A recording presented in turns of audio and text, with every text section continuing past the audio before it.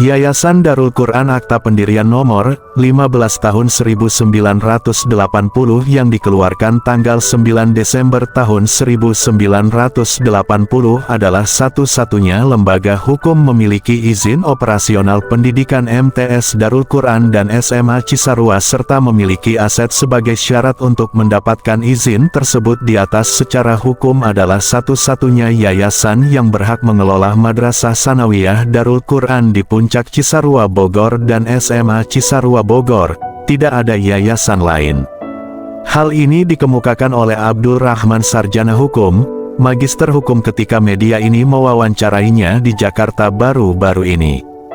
Menurut Abdul Rahman, kita akan buktikan nanti di pengadilan sesuai dengan data-data sebagai bukti-bukti konkret yang kita miliki. Lebih lanjut Abdul Rahman menjelaskan, jujur saya sangat terpukul dengan situasi dan kejadian ini, mengingat saya sangat tahu betul orang-orang yang sekarang dalam keadaan konflik.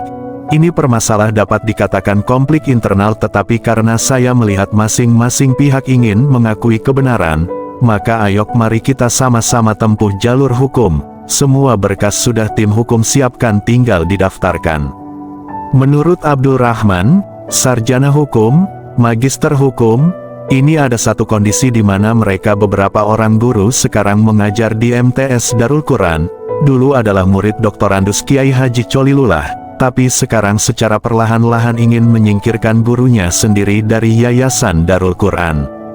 Bagi saya secara kemanusiaan ini tidak masuk di akal, karena yang saya ketahui guru-guru ini imannya bagus, rajin sholat, pandai ngaji, tapi hatinya kok bisa setega ini ya, sepertinya tidak masuk di akal. Lanjut Abdul Rahman, secara hukum Yayasan Darul Quran Idam Khalid itu, pembentukannya kepengurusannya tidak ada hubungan hukum dengan Yayasan Darul Quran Akta Pendirian Nomor 15 Tahun 1980. Sekali lagi saya tekankan, secara hukum tidak ada hubungan hukum antara kedua yayasan.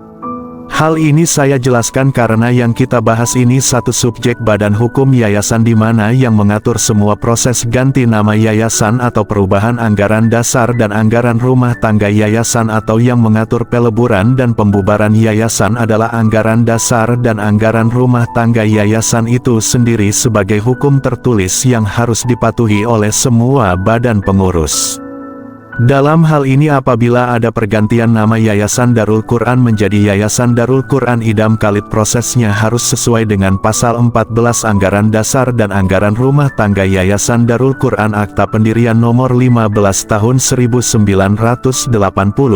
Jadi jika proses perubahan nama yayasan itu tidak sesuai dengan pasal 14 Anggaran Dasar Yayasan Darul Quran, secara hukum itu tidak ada hubungannya dengan Yayasan Darul Quran Akta Pendirian Nomor 15 Tahun 1980.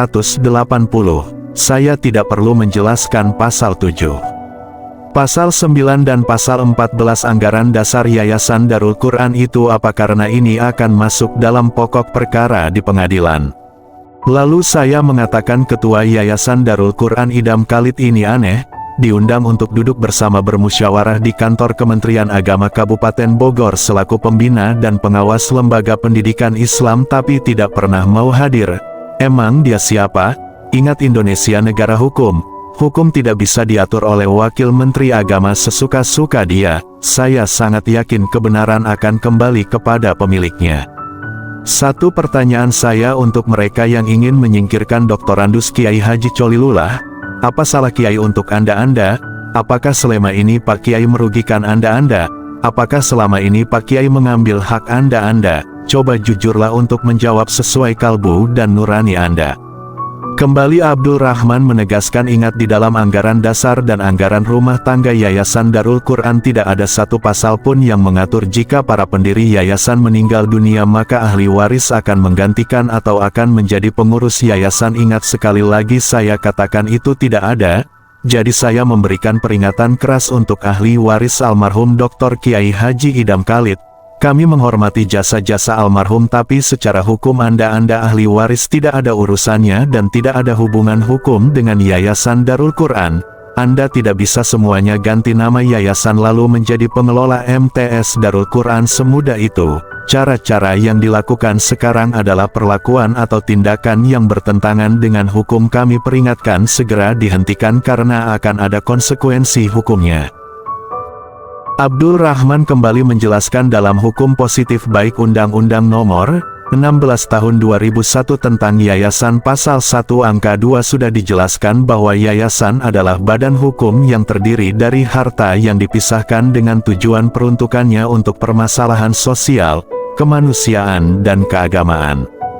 Frase harta yang dipisahkan itu merupakan satu petunjuk ada pelepasan atau penyerahan secara ikhlas dari harta milik pribadi menjadi harta yayasan milik publik yang dipergunakan untuk pendidikan keagamaan. Jadi saya ingatkan tidak ada hubungan apapun dengan ahli waris. Secara emosional karena sesuai amanah almarhum ayah mereka dimakamkan di dalam Yayasan Darul Quran dan mereka ingin peduli dengan Yayasan Darul Quran kita hargai, tapi ketika mereka seenaknya mengganti nama dan pengurus yayasan kembali, saya ingatkan itu kesalahan besar dan itu perbuatan melawan hukum. Akan kita buktikan nanti di pengadilan. Ketika media ini bertanya kapan akan didaftarkan ke pengadilan, dan gugatannya perbuatan melawan hukum atau apa? Menurut Abdul Rahman, kami bekerja profesional, yang jelas gugatan sudah didaftarkan paling lambat pertengahan Desember sudah sidang pertama. Masalah gugatan apa yang ditempuh kita lihat saja nanti, biar lawan kita bisa tahu sendiri.